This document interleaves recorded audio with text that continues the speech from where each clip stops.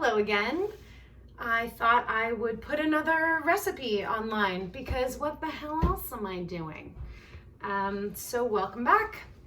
Today I'm going to show you how to make a proper, delicious, very simple Dahl recipe. It's a curried lentil recipe. I got this recipe from my next door neighbor and second mother, Meena Sharma, author of this cookbook, Meena's Kitchen. She has given me permission to share her Dahl recipe with a few alterations that I have come up with. I've made it a one-pot, fairly simple, straightforward Dahl recipe. It's delicious. It's a staple of ours. I make it at least once a week. I hope you enjoy it. Okay, let's get started. Here we have some split red lentils. It says rice, it's not rice. We have onion, we have tomatoes. You can use fresh or canned tomatoes. I had canned tomatoes. We have some cumin seed. We have chili flakes, and then we have the turmeric, which was gifted to me by Meena Sharma, which is why I have so much.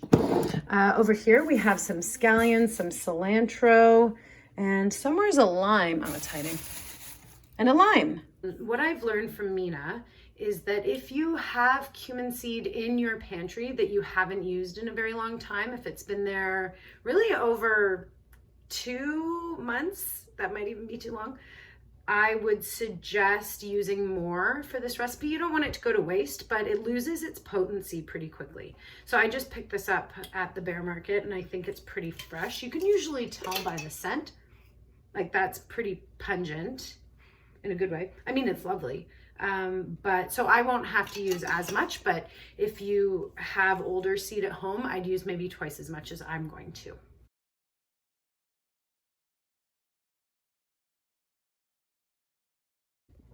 While we are waiting for our pan to heat up, I'm going to slice my onion. Next, I'm just gonna open up the can of tomatoes so I have it at the ready. It goes like, and so I think it's hot enough. So I'm gonna add in a woohoo of oil. Do you remember that? Just a woohoo. Just a single one this time. Mostly because the hole in the top of this oil is bigger than the olive oil. So that woohoo was pretty substantial.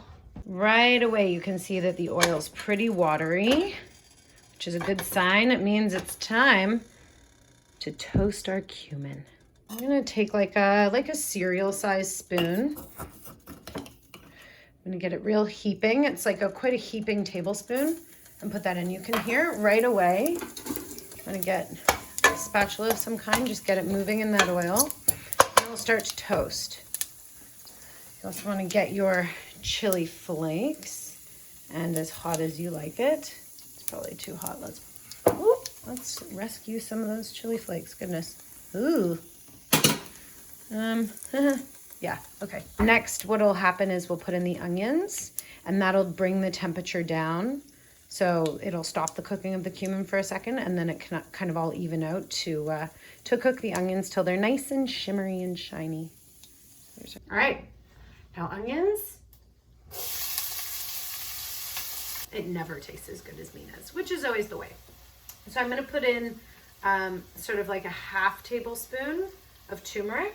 You can put as much or as little as you like, maybe a dash more.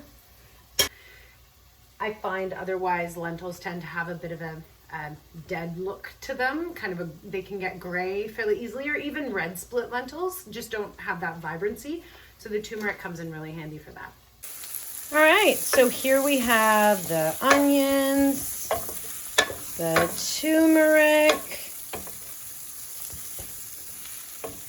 the cumin, and the chili flakes. Sort of let that cook down a little bit. Ideally, you want the onion to become shiny, almost translucent before you add our tomato. So in Meena's recipe, she uses fresh tomatoes. I don't know about you, I find fresh tomatoes, unless they're in season, they don't have a lot of taste, which it is not tomato season at the moment. But I am a huge fan of canned whole tomatoes. The Roma style tomatoes You can crush them up with your hands, super straightforward.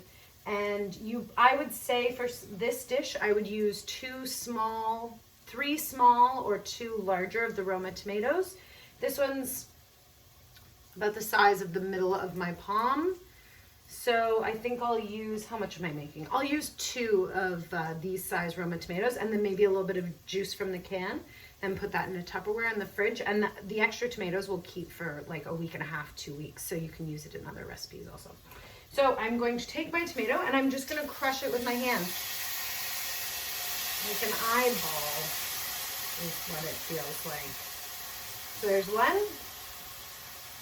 So you just crush it. Oh gosh. It'll really spray it all over your clothes and everything. So that's the apron. Okay, so that, and then I'm going to maybe just do, again, a woohoo of tomato juice. And stir that around, see how that's looking. I want it to be like a 1/3 tomato and 2/3 onion, I would say. At this point, I'm probably a 1/4 tomato. So I'm going to take 1 more tomato, about the size of the middle of my palm, squish that. Ooh, oh God, that really spurted everywhere. So I'm going to crush that up, throw that in there, do 1 more woo of tomato juice. Rinse my hands and mix that in. So that's looking more like a 1/3 of tomato, 2/3 onion. All right, so here we go. We're cooking all of that. So next up we have the lentils. We're going to put them in with this mixture, which will toast them a little bit. Just briefly, we're just going to get them in there, stir them around for maybe 2 minutes. And then we're gonna add our water. So I should be rinsing these, I think. Meena tells me to rinse them. I don't always. I'm not going to now. So you're gonna take a 1 cup measure, fill this puppy. These are like organic and I don't know, they've been cleaned or something, I don't know. So I'm gonna take these split red lentils, throw them in there. Mix it all around. They'll be pretty dry, that's fine. So I'm going to put in my water. I'm going to do 4 cups of water to start. You can also eyeball it. You just want to cover the lentils pretty significantly because they'll cook down a lot. So what was that? I think that was 3. I could look back because I'm recording this. I'm going to go for it. I'm going to do 4. And I'm gonna turn up the heat to like a medium high. This is what it's looking like right now. Other lentils are bigger, greener. They are not the same. I would implore you to use split red lentils or split yellow lentils. They have a more delicate flavor. They break down more easily. They're prettier. The big honkin' green lentils, I find are just better in salads. Mostly in like a lentil salad. They're earthier tasting. They don't have the delicate aspect of these. These are the lentils for Dahl. All right, so we're starting to get some real action going here. In a couple of minutes, I shall bring it back down. I wait until they're cooked down a little bit and then I begin the salting process, which you know I love. There's my little salt pig waiting to be used. So while the lentils are simmering, once you turn them down to a simmer, they're going to take a little while, about half an hour. You have to watch them closer to the end because you might need to add more water. You might want to add more salt. You'll be adding lots of salt. And I would suggest getting your garnishes ready. My garnishes, my personal favorites, are lime. I always like to do a squeeze of lime just to brighten it up right before I eat it. I like to finely chop some scallion. I put scallion on most things. I adore it. I don't know why it happened in the last year, but I always have several bunches of these in my house and I just put it on everything. I put it on the beans. I put it on the beans from the last video when I ate them the next day. Scallion City. And then we have cilantro. Make sure you wash the hell out of this. I sometimes like to do a little drizzle of yogurt, and I really like cucumber, sliced cucumber on the side of the Dahl. All of this can go on top of rice. Take that first layer of the scallion off. Even if there's only a couple layers, You're gonna get grit in there. There's dirt in there. It's tough. You don't want them. Get rid of them. Give it a rinse. Some people only use the white ends. Some people only use the green ends. Very odd. I use everything up until like these gnarly bits at the end. So basically I'm trying to use as much as possible. I'd also like to say, Meena taught me how to cook many of her recipes over the years growing up next door. And the way she did it was she would show me how to cook a recipe like chana, which is like curried and stewed chickpeas. And she'd show me how to do it at her house. And I had eaten it a million times at her house. And then I would go home and I'd have to cook it myself. And she'd give me all the ingredients. She'd give me a spice kit. She set me up. And then I'd bring it back and she'd try it. And then she'd be like, okay, well, I don't think you stewed it long enough. Or like, did you use a pressure cooker? Which I had not, because I was terrified of pressure cookers. And she'd be like, go back and try it again. And then when she thought that I had not quite mastered, but got a handle on that one recipe, then she'd give me the next one. So I sort of would inherit a new recipe. And then eventually I got a kind of a sense of her entire canon, which is very cool. And now it's all in here, which is amazing.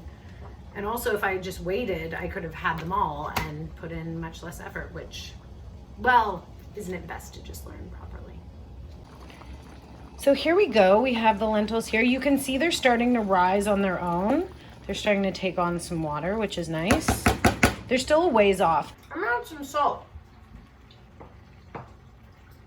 Pinch, big pinch, 2 big pinches.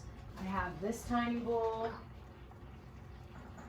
this tiny bowl, these very small bowls, this bowl full of sanitizing gloves.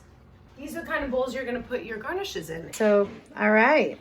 So here we have our garnishes. We have some lime, some cilantro, and all of the scallions. Here we have our lentils, which are looking so good, and they're starting to stick a little bit to the bottom, which is good. So I'm gonna add a bit more water because they're still maintaining their shape pretty well. I have my empty tomato can here. It's a big can. I'm probably gonna fill it up, you know, is that a quarter? Like a quarter of the way. Just our start. Get all that leftover tomatoey goodness. I'm gonna pour that into my Dahl. Slosh that around and immediately bring it back up to a simmer. So now we're back to like this consistency, pretty watery, but I'm confident that once this water is absorbed and it cooks down, we should be in business. And do a little salt pinch. 2 tiny salt pinches. All right. Mine's like nice and stuck on the bottom. But that's really the consistency I want. Look at that. All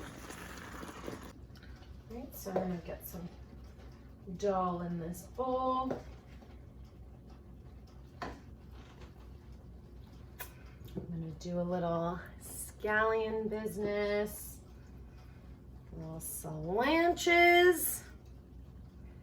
Nice big squeeze of lime juice.